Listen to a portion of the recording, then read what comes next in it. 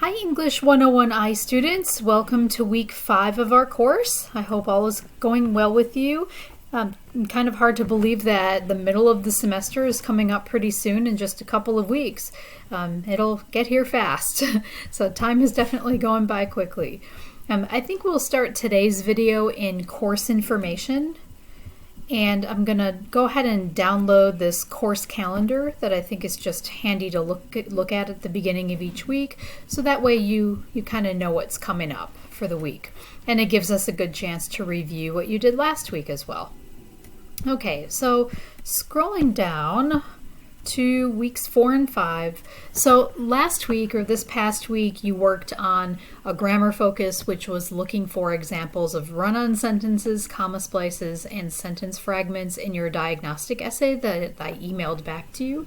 So the goal of that was for you to kind of look for very specific errors and kind of think of strategies about how to correct them. Yes, you might have corrected those sentences before in the context of all the errors that I marked in your diagnostic essays, but the goal here was really to focus your attention, make you really notice that particular error, and hopefully that was helpful to you. As we go forward, we won't be using the diagnostic essays anymore. We're kind of done with those after this week. So any grammar-focused topics that we do, I'll have you going back to other essays that you're going to be writing in the weeks to come throughout the semester. The other thing you learned about last week was narrative attention getters and thesis statements. So that's going to help to prepare you for writing the draft that's coming up this week. Of your narrative essays. Then you also learned about annotation techniques. So for that, I had you look at a selection of stories by famous athletes, choose one and mark it up with your feelings about it, with your questions, with your unfamiliar words, the details that you noticed that stood out to you. And one of the reasons I like to teach annotation in both English 101 and 102 is that it really mimics like a conversation that you would have with the author. And it also draws your attention to specific details in that story or that article that kind of help you understand it on a deeper level. Once you get into English 102, annotation is extremely helpful because it's going to help you collect ideas that you can use to support your own ideas in research papers. So it's a great thing to practice here in English 101. And then we're going to be moving on from week 4 to week 5, where you're going to be planning your narrative essay. And so there will be 2 assignments that are due this coming Sunday the 20th. You're going to be working on assignment 4.4, which is planning your narrative essay, and you're actually going to be writing the draft of your first essay. So let's go ahead to the Module 4 folder, and we'll dig right into it. All right, here we go. Okay, so before we look at assignment 4.4, the first thing I'm going to point out to you is the guidelines for your first essay, the narrative essay. And you'll see that here where it says Narrative 101I, and you can go ahead and open that up and of course take some time to read it in more depth when you have time on your own. But we'll go through some of the most important parts of it here. So a personal narrative, what is this sort of essay all about? A narrative is just another word for story. So this is going to be a story about you, and it's a story about you that kind of teaches some kind of lesson about you as a person, or maybe a lesson that the readers can learn and apply to their own lives. So kind of a short autobiographical story. So for this story, you'll choose an event in your life that is significant or important to you. Okay, so since the students in the course are also athletes, that's what I thought at the very beginning. I know a couple of you might not be student athletes, but even if you're not, you could still choose this as a focus. If not, you can think about other types of stories that you would like to tell, and feel free to send me an email. Get in touch with me if you have any questions about the topic, if you want to change it, or if you have any questions about what direction you want to take with it. Okay, so your topic need not be overly dramatic or life-altering. However, try to find one you're comfortable and are excited to work with, and one that lends itself to plenty of detail and description. Okay, so you'll have the opportunity to read and analyze a successful narrative essay about an athlete before you begin working on your own. You've already done that with the annotation assignment. Okay, the next section of the assignment guidelines here just tells you a little bit about showing the story versus telling the story. So as you tell your story, you really want your reader to be there with you, to experience everything that you experienced. And that means using a lot of descriptive language, adjectives. Tell us where you were and what you were doing, who you were with, how you felt, how it smelled or tasted or touched, or lots of details will make the story come alive for your reader. You can also consider using dialogue, like bits of speech between characters in your story. And of course, this is a true story. It should be about you. So the dialogue would be people who are involved in your story. Your story should also tell us something of some significance, a moral. What are we going to learn about you or about life in general through your experience? We're going to learn about the world through your eyes.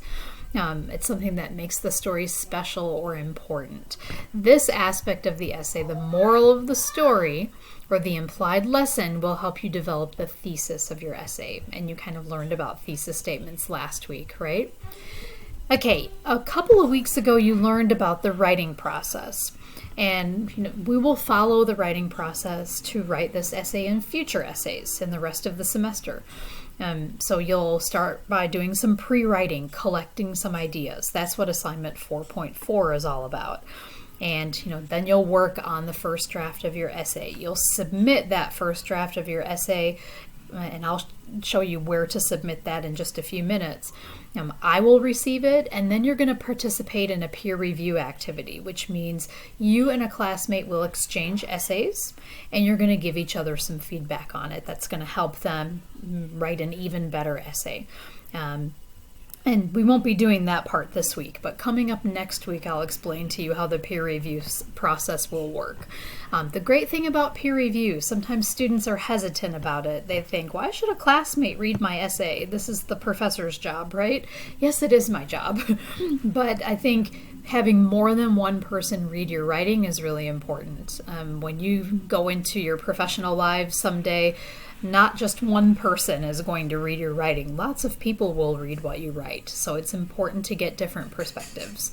And that's what the peer review process is all about.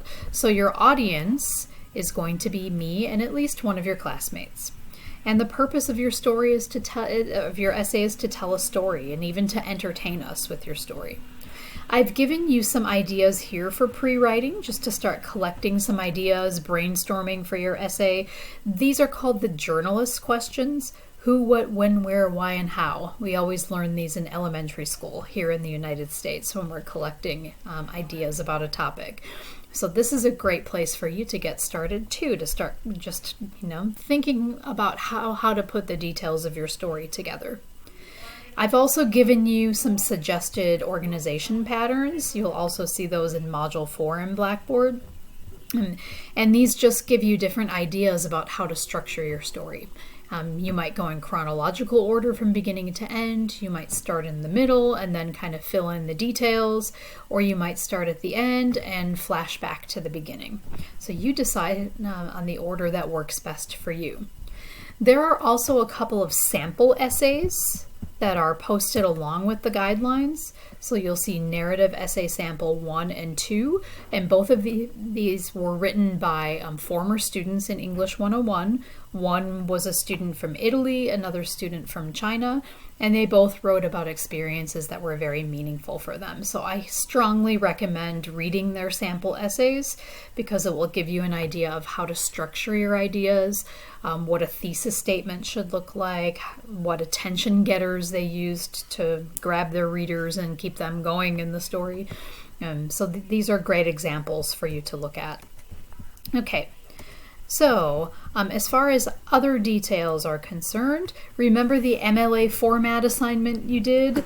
That's where we're going to put this to good use now. So you can take that MLA document that you already created and begin typing your draft on it. So you've already got it set up in the correct format. In case you need to review that correct format, that's all listed here for you. So the actual assignment, the required length of your essay is 2 to 3 full pages. And for the first draft, if you look down here, it's a minimum of 2 pages. So for your draft, I want you to write at least 2 pages so we have enough material to give you feedback on. But then your final essay can be anywhere from 2 to 3 pages once you've revised it. Okay, another important thing to mention is that since this is a story about you and your personal experiences, you don't need to use outside sources. You don't have to do research for this essay because it's about you. You're the only source of research and information for this paper. As far as submitting your assignment, you're going to do that at this link right underneath assignment 4.4. where it says narrative essay draft, submit here. You'll just click on view assignment. That will take you to a page where it will prompt you to upload your draft from your computer and save it there. And I will receive it in a system called Turnitin. You'll get used to this after the first essay. Turnitin, it's basically a plagiarism checker. It's a way to make sure students are doing their own work, but it's also a really great feedback tool because I'm able to put comments in there, and it's a kind of a nice electronic way to view those comments. So once you've submitted it there, I will see it, and then once my comments are ready for you to see in there, I'll also show and explain to you how to access those comments. So after this first essay, that will all become pretty easy. Okay, as far as due dates, your first draft is due Sunday, September 20th, so that's a week from today, and you'll submit it at that link I just showed to you, minimum of 2 full pages, double-spaced text. And in between September 20th and October 4th, that's when you're going to submit the final version of your essay. And that final version will go all the way at the bottom right here at the final link. Okay, so between those 2 dates, I will be working on giving feedback to you, and I'll let you know when it's ready. Ideally, it would be by the 27th. So I'll take a week to go through everybody's essays and leave feedback. And at the same time, your classmate is going to be leaving you feedback too. So you'll get at least 2 sets of feedback. You can also go to the Writing Center. You're more than welcome to do that and earn some extra credit in the class too. You can do that in person. They also have online appointments. And all that information is in the syllabus, but if you forget or can't find it, just get in touch with me and I'll help you figure out how to do that. So once you've done all that, then you'll submit your final version by Sunday, October 4th. And it should be, as it says, it should be 2 to 3 pages. Okay, and the other couple of things to know here is that each student can request a single 1-day extension to submit the final draft of an essay assignment during the semester. So if you wanted to make that request by Saturday, October 3rd, you can let me know that day before and you can get an extra day to submit your essay, which can be helpful when you have a lot of things going on. As far as grading, in the Module 4 folder, you'll also see underneath the assignment guidelines that we've got the English 101 essay rubric. And that rubric is basically going to tell you how all the assignments for English 101 are graded. Sorry about all those little things popping up there. All right, actually, let's go quickly through here and I'll show you that rubric.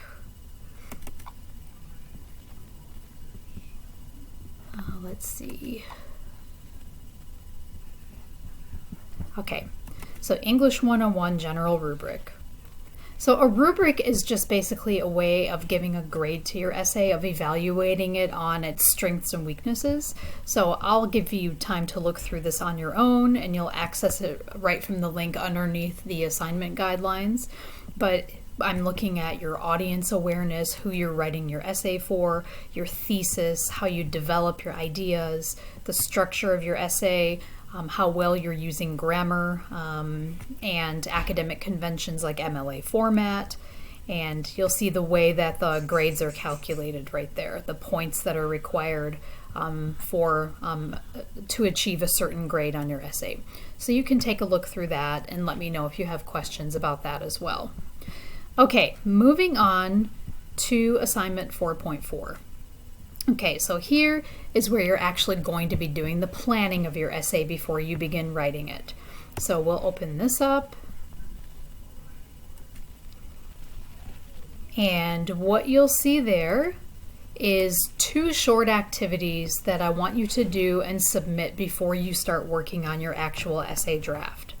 So you've got a concept map here, and so I'll ask you to type your narrative essay topic idea in the center of the concept map, which would be right here in the middle, and this is something you can type on. It has text boxes in it. And then using the questions as a guide, type details into the other bubbles. So, context, who was there, where were you, how old were you, the events of the story, dialogue, maybe specific things that people said to you that were important in the story, any sensory details, sights or sounds, smells, tastes, etc., the significance of the story, what it meant for you, how you feel about it today. So you can type your ideas into the concept map. And then there's a short outline on the second page. So think about the introduction of your story, the theme, setting, and characters. What's the basic idea of your story? Where does it take place? When? Who's in the story? Okay, and this kind of echoes those journalist questions that come from the assignment guidelines, right? Okay, the body or the middle of your story. That's going to occupy a few paragraphs in your story, but you'll just jot down your general ideas here. So what feeling or atmosphere do you want to create in your story? What will happen in the story? And finally, the conclusion. What will happen last? How will you wrap it up? Will there be a moral, a prediction, or a revelation at the end of your story? And if you look at the sample essays first, those will really help you out as you try to collect ideas for your own essay. So once you've completed that brainstorming, and there's no right or wrong answers to this assignment. It's just for you to collect ideas. So, as long as you've put a good effort into this assignment and you've got a lot of details there, you will do well on it. Okay, so that's the first thing you're going to be submitting by Sunday, September 20th by 11:59. And all you have to do is just click on the link here and upload it when you're ready. And then the next thing you'll move on to doing is the actual draft of your essay. So you have your MLA document all set up and ready to go.